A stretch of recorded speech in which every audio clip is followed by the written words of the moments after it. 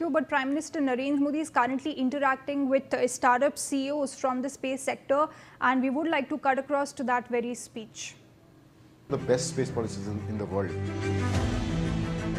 I think it's excellent just how much of a backing we have from Prime Minister Modi for the space sectors. Now we are completely capable of competing globally because policy is not the problem. Now it is up to the startups or the other companies to build out business. He is able to go through it. Technology तो ठीक है, आम आदमी के लिए कैसे बना सकते हैं?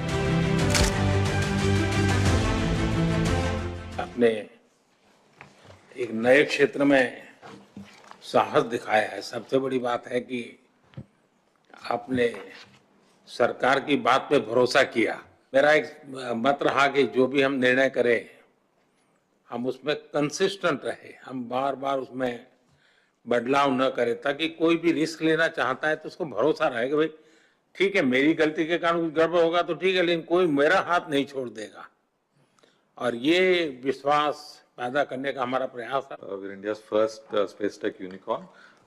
जुलाई 18 को हम भारत का पहला प्राइवेट रॉकेट सक्सेसफुली सैटेलाइट्स को इजेक्ट करके लॉन्च किया था। And this is just the beginning.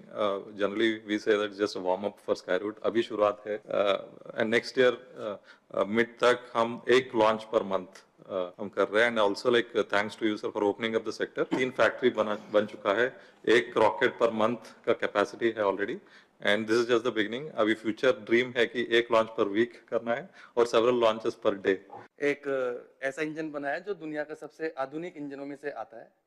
Sir इसको अभी हमने तैयार किया है, इसकी टेस्टिंग जारी है। उनका कॉन्फिडेंस है इन्वेस्टर्स का। स्काई रूट का जो लॉन्च हुआ है फर्स्ट, उसके बाद से बढ़ गया है। अच्छा वो रूट आपको काम आ रहा है? वो बहुत काम आ रहा है। दुनिया अब भारत के स्टार्टअप को खोजती होगी, भाई कौन है इसमें, क्योंकि एक जब ब्रेक थ्रू होता है तो तुरंत लोगों का ध्यान जाता है। I think space industry open होने के बाद हमने एक बहुत अच्छी सी ट्रेंड देखी है। हमारे जितने सिटीजन यूएस और यूरोप में वे वापस आके हमारे साथ काम करना चाह रहे हैं। बहुत लोगों को हमें जोड़ना है, और जैसा मेहता ने कहा कि अब विदेश से लोग गए हुए वापस आ रहे हैं, मैं समझता हूं कि हमें ऐसा एक ऑरा खड़ा कर देना चाहिए कि इस फील्ड में दुनिया भर के लोगों को जिंदगी बनानी है तो हिंदुस्तान जाओ, भारत की कोई स्टार्टअप से जुड़ जाओ, भारत की कोई स्पेस एजेंसी से जुड़ जाओ।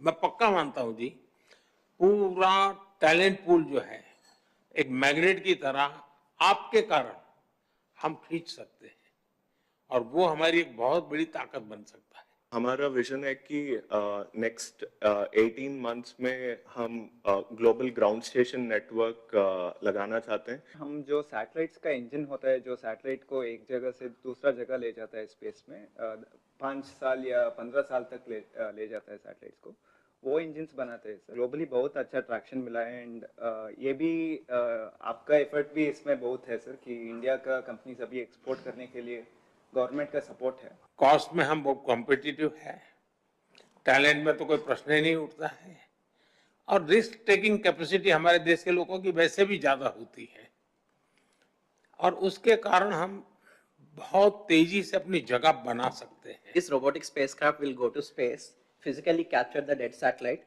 and remove it from the orbit. We are the first Indian company working on that docking and refueling technologies with the vision of establishing a fuel station in space. मेरा नाम अंतरिक्ष है, my co-founder Monica is also here. Sir हम India का first space pharma startup हैं।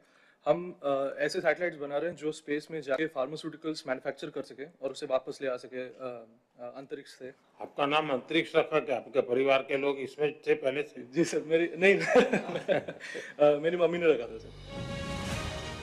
एक launch के बाद लास्ट वन मंथ में 8 लॉन्च कॉन्ट्रैक्ट मिला, 8 लॉन्चेस के लिए, और मोस्टली इंटरनेशनल है।